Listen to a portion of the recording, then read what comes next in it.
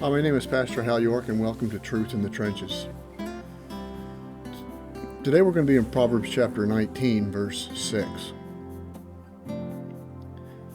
Many seek the favor of a generous man, and everyone is a friend to a man who gives gifts. I think what we have in this verse is a fairly obvious principle or truth. I don't think this verse is about the generous man or the man who gives gifts primarily. It's not a call to be generous or to be a giver of gifts. I think it's about the other people mentioned in this verse, the many and everyone. As I read this verse, I see the many and the everyone giving us some insight into the character of the sinful human heart, human nature. It's not about being generous. It's about the way the heart sees generous people. And it causes us to ask some questions. Am I a giver or a taker? Do I see people for what they can give me or do for me, or do I look at people for who they are, their character, maybe someone needing help, someone I'd just like to get to know because of who they are, someone I'd like to be around, I'd like to be their friend just because they're nice people.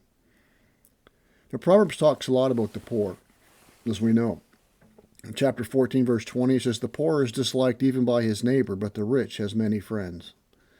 In 19:4, it says, "Wealth brings many new friends, but a poor man is deserted by his friend." In 19:7, "A poor man's brothers hate him. How much more do his friends go far from him? He pursues them with words, but does not have them." So let me read our verse again. "Many seek the favor of a generous man, and everyone is a friend to a man who gives gifts." If you are a generous person or a person who gives gifts, you're going to be a popular person. People want to be around you. Everyone wants to be your friend. Or to put it another way, if you are a poor person or a stingy person, your phone ain't ringing. How do I evaluate people? Look at people. Remember the man whom Jesus healed from blindness, and Jesus asked, "What do you see?" And he replied, "I see men as trees walking." Jesus touched his eyes again, and he saw things clearly. Sin makes us see people as trees walking. We see people as commodities. We evaluate them on the basis of usefulness to us, their bank accounts, and their generosity or the gifts that they give to others, and especially to me. What can they do for me? What do we see when we look at people? It is obviously true that money can buy friends, and there are people who are generous and gives gifts just to attract popularity and esteem from others. And yes, there are those who are sincerely generous.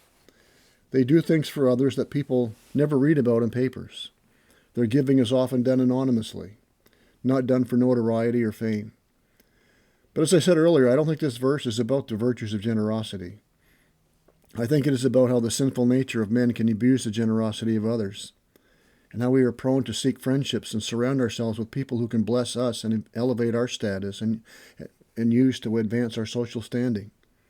In other words, we are by nature takers, not givers. We like to get gifts.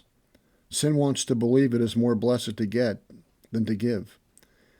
And so we surround ourselves with people who can help us, not people who need our help. People we can use to our advantage.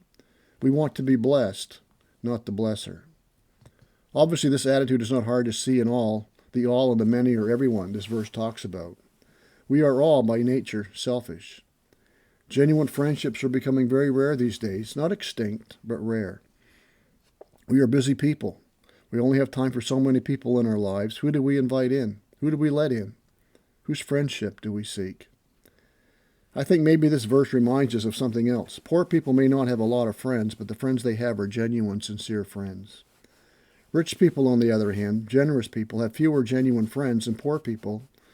And most rich people know that. They know people want to be their friends only because they think it is to their advantage, not because they like them as a person. That's not always the case, obviously. But that is the nature of mankind. As you look at the world, that's the way it works. That's what you see. Everyone wanted to be Jesus' friend and hang around Jesus for the free food, the miracles, but when the free food ended, so did the desire to be with him. So I guess this verse is asking me, when I look at people, what do I see? When I think about friendship, what am I looking for in a friend? When I think I'd like to be that person's friend, why is that? It's because the car they're driving, the house they live in, or their position in the company? What prompts us to talk to people? To live wise, godly lives, we need to see people correctly. We need to see people as God sees them, as needing a friend, as needing to hear the good news of Jesus Christ. We need to follow the example of Christ, who came to serve, not to be served. Paul says in 2 Corinthians 8:9, "For you know the grace of our Lord Jesus Christ, that though he was rich, for your sake he became poor, so that us by his poverty might become rich." So it's something to think about. Something to think about. Many seek the favor of a generous man, and everyone is a friend who gives gifts. Maybe we evaluate our lives and look at, why do we choose the people we choose to hang around?